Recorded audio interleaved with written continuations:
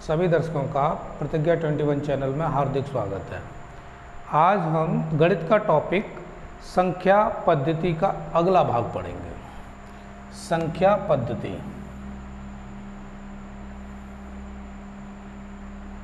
इससे पूर्व मैं संख्या पद्धति के 3 क्लास ले चुका हूँ और ये चौथी क्लास है। और देखते हैं आज कौन से सवाल सीखते हैं इस पल में। पहला क्वेश्चन लेते हैं, दो संख्याओं का योग 40 है और उनका गुणनफल 375 है। तो उनके व्युत्क्रमों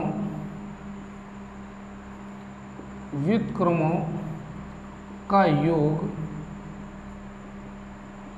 ज्ञात करो। अब ये सवाल आपके सामने है।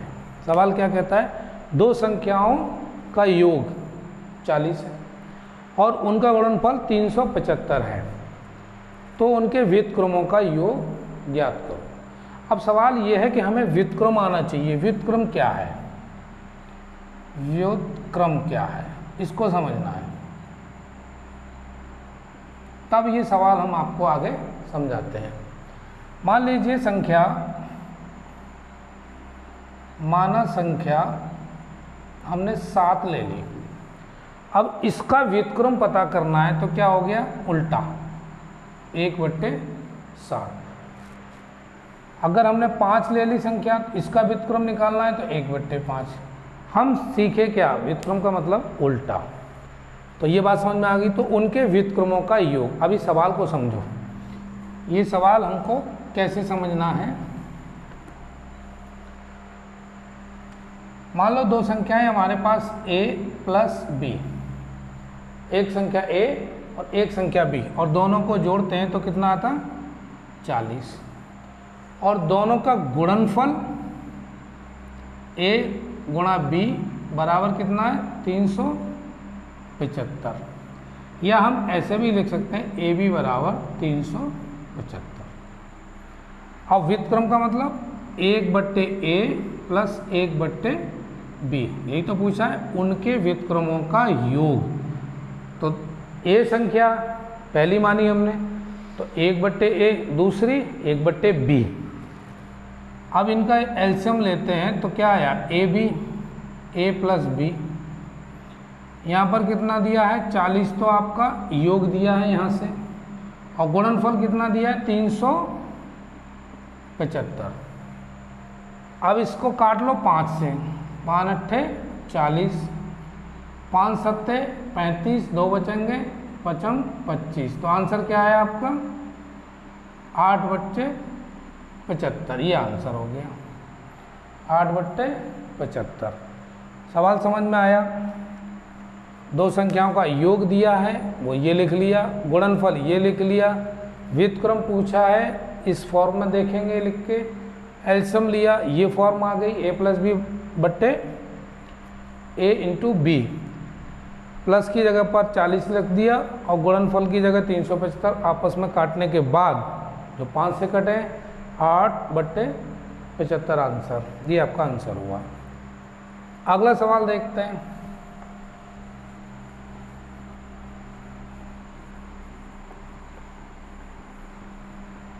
अगला प्रश्न है, यदि किसी संख्या का 60% में से 60 घटाने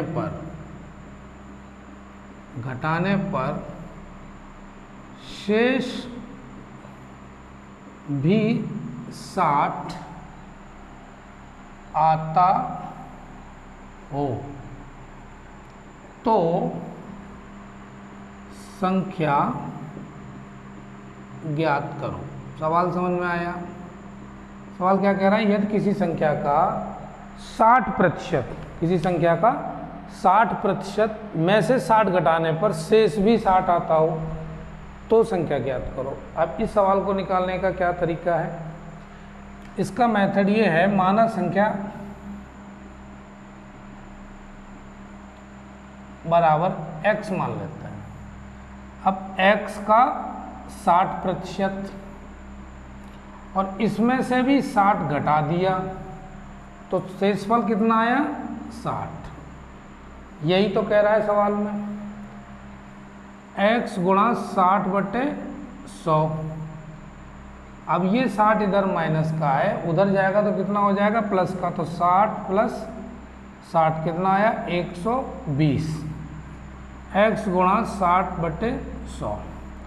अब आपका x इधर रखना है और बाकी इधर पहुंचाना है दाईं ओर। 120 से 100 का इधर भाग हो रहा है तो क्या हो जाएगा? इधर गुणा। 60 का इधर गुणा हो रहा है तो क्या हो जाएगा? भाग। 60 दूनी 120, 2 का गुणा 100 में करेंगे तो कितना आएगा? 200। तो ये आपका हो गया आंसर। संख्या कितनी आई? संख्या कितनी आई? 200। यदि किसी संख्या का 60% में से 60 घटाने पर शेष 60 आता हो तो संख्या ज्ञात करें। मेथड ये है, संख्या को x मान लिया, उसका 60% लिखा, उसमें से 60 घटाया और बराबर आंसर आ रहा है वो भी 60 आ रहा है। इस तरह से सॉल्व करेंगे तो संख्या क्या निकलेगी? 200। अगला प्रश्न देखते हैं।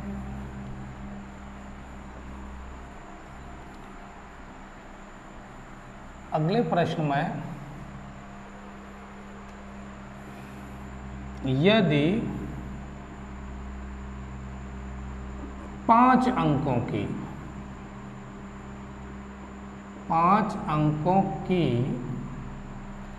न्यूनतम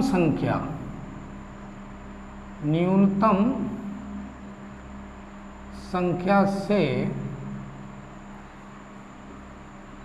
4 अंकों की अधिकतम संख्या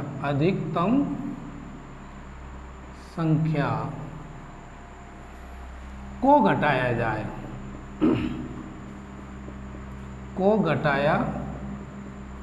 जाए तो शेष क्या होगा? सवाल क्या है ये? 5 अंकों की न्यूनतम संख्या, 5 अंकों की न्यूनतम संख्या से 4 अंकों की अधिकतम संख्या को घटाया जाए तो शेष क्या होगा? अब पहले देखते हैं 5 अंकों की न्यूनतम संख्या। एक के आगे कितने जीरो लगा दें हम? 4 जीरो। तो क्या हो गया? 5 अंक हो गए, 1 2 3 4 5। ये कितना हो गया? 10,000। 4 अंकों की अधिकतम संख्या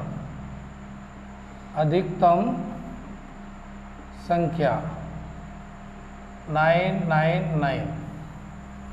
1 से 9 तक की संख्याओं में सबसे बड़ी 9 ही है। तो ये तो कौन सी हो गई? न्यूनतम 5 अंकों की। और 4 अंकों की अधिकतम ये हो गई। अब शेष निकालेंगे तो क्या करेंगे? घटाएंगे।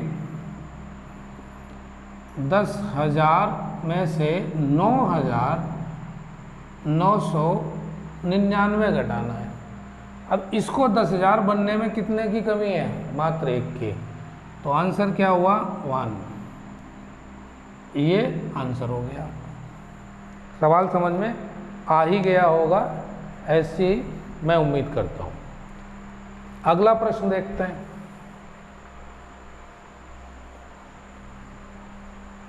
अगला क्वेश्चन है,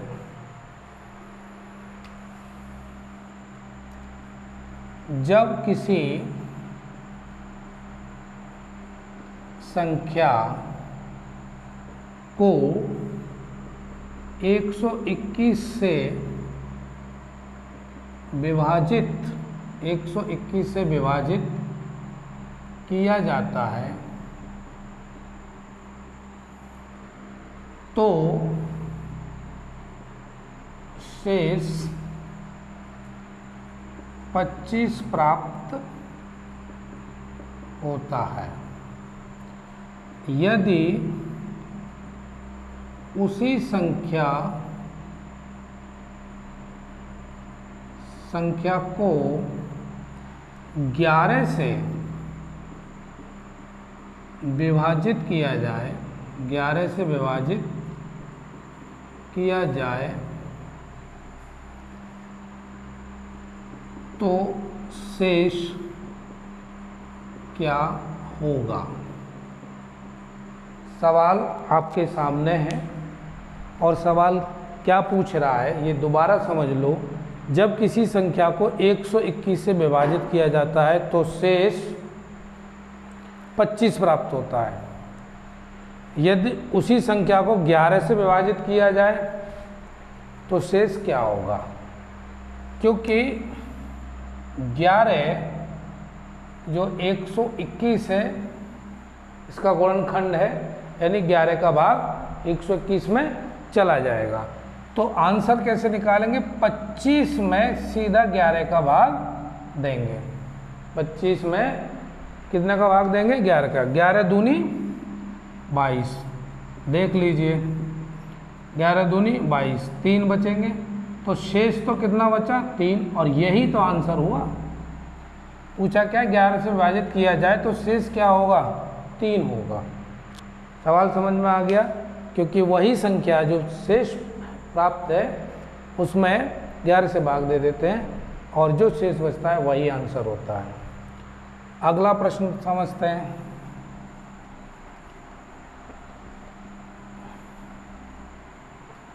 अगला प्रश्न है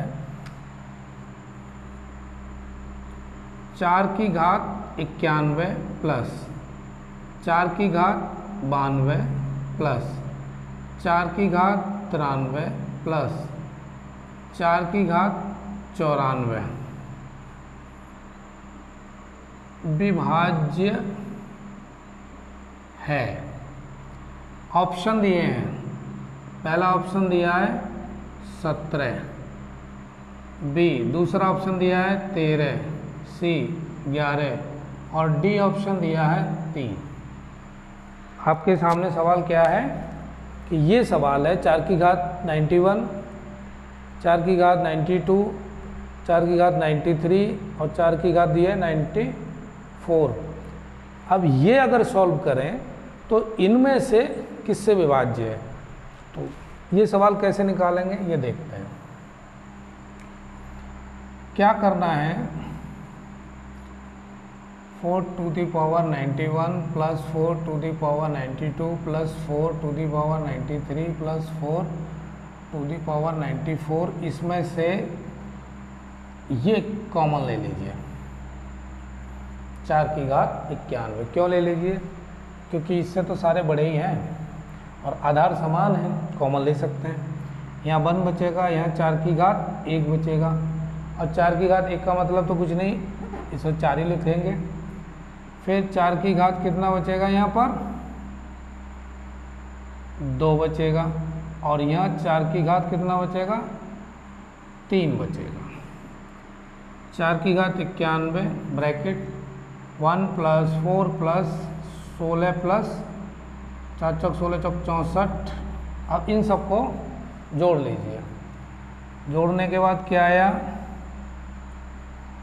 85।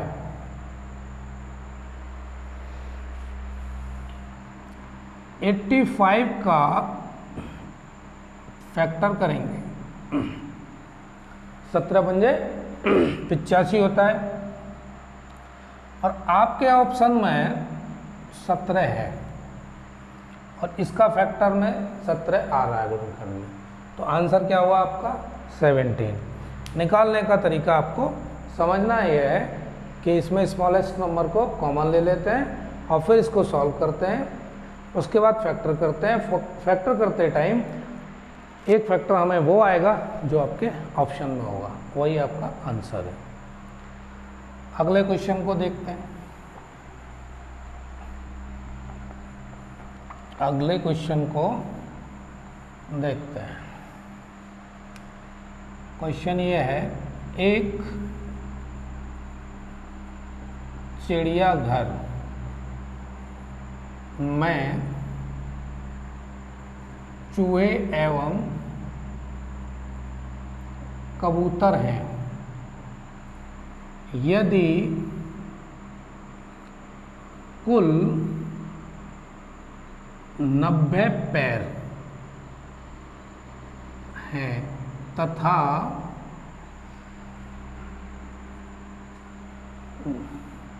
90 पैर हैं, 90 पैर हैं तथा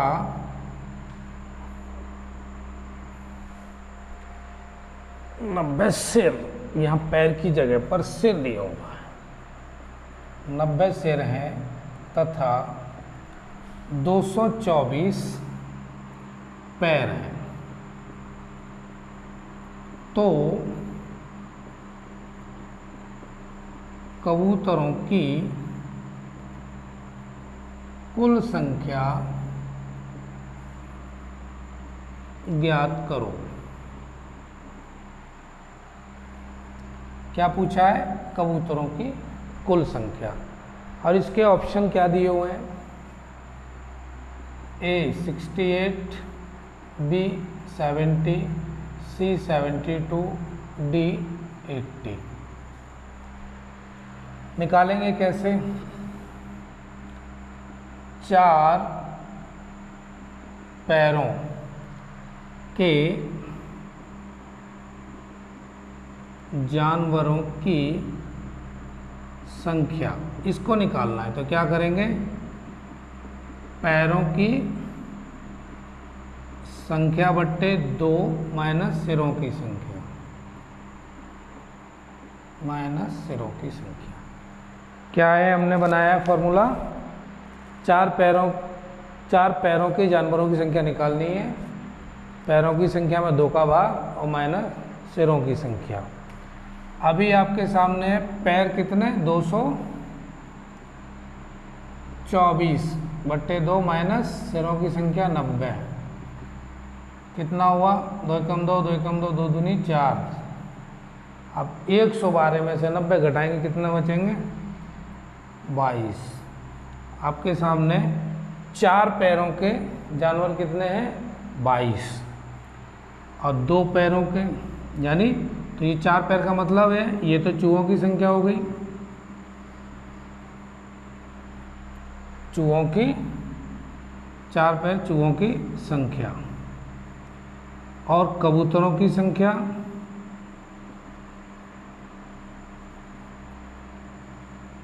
कबूतरों की संख्या कितनी हो गई? 90 में से 22 घटाए तो कितने हो गए? 68। ये 4 पैर और ये 2 पैर। कबूतर के तो 2 ही पैर होते हैं। ये आपको सवाल समझ में आ गया? आप देख लो ढंग से। 4 पैरों की संख्या कैसे निकाले? पैरों की संख्या बट्टे 2, 224 बट्टे 2 और सिरों की संख्या भाग देंगे तो 112 आएगा। 112 में से 90 घटाएंगे तो कितना आएगा? 22। और कबूतरों की संख्या निकालनी है, यानी 2 पैर वाले, तो कबूतरों की कुल संख्या कितनी हो गई? 90 में से 22 घटाएंगे तो 68 आ गया। अगला सवाल,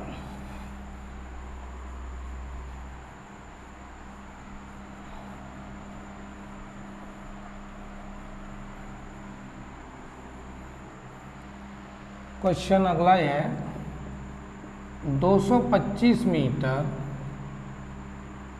लंबे बाड़े में 26 पेड़ इस प्रकार लगाए गए हैं कि जिनके बीच की दूरी बराबर है बाड़े के प्रत्येक किनारे पर एक पेड़ है, पेड़ हो तो पेड़ों की बीच की दूरी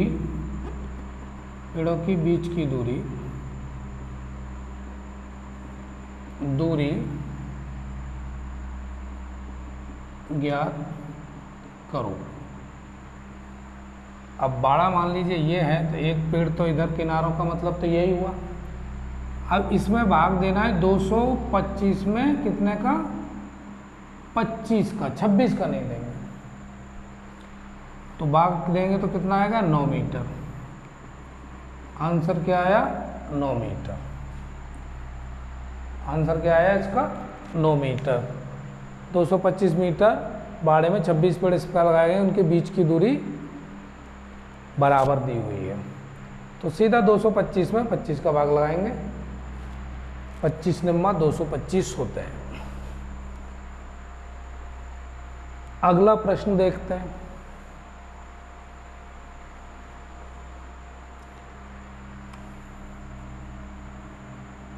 दो अंकों की एक संख्या, दो अंकों की एक संख्या के अंकों की स्थिति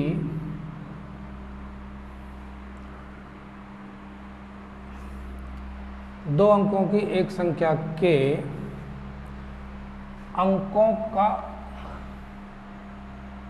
अंकों का योग 10 है। यदि अंकों की स्थिति अदल बदल दी जाए तो नई संख्या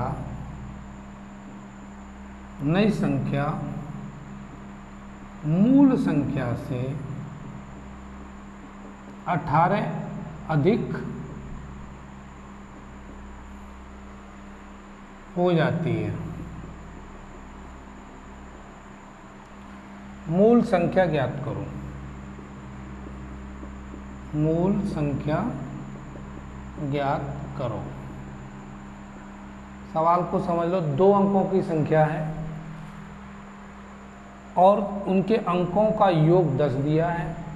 यदि अंकों की स्थिति अदल बदल दी जाए तो नई संख्या मूल संख्या से 18 अधिक हो जाती है। ऑप्शन ए दिया हुआ है आपके सामने 72, बी 46, सी 64 और डी 82। अब हमने ऑप्शन के आधार पर देखते हैं तो जो 46 है इसकी अगर बदल के इनके अंकों को अगर बदलते हैं तो क्या बन जाएगी? 64। ये और ये इन दोनों के बीच में जो अंतर है वो कितना है? 64 में से 40 घटा लीजिए, कितना आएगा? 14 में 6 गया 8, 5 में 4 गया 1, 18। ये क्या कह रहा है? मूल संख्या से 18 अधिक हो जाती है। तो अब आपका ये 46 और 64 संख्या अधिक तो यही हो रही है, तो मूल संख्या क्या हुई? 46। आंसर हो गया 46। कुछ प्रश्न ऑप्शन के आधार पर देखकर हल किए जा सकते हैं, उसमें गणित की संक्रियाएं लगाने की ज़रूरत ही नहीं पड़ती। आशा करता हूं कि ये प्रश्न मैंने जो आज बताए हैं संख्या पद्धति क्लास में आपकी समझ में आ गए होंगे। आगे इसी तरह से जुड़े रहिए और सहयोग करते रहिए। धन्यवाद।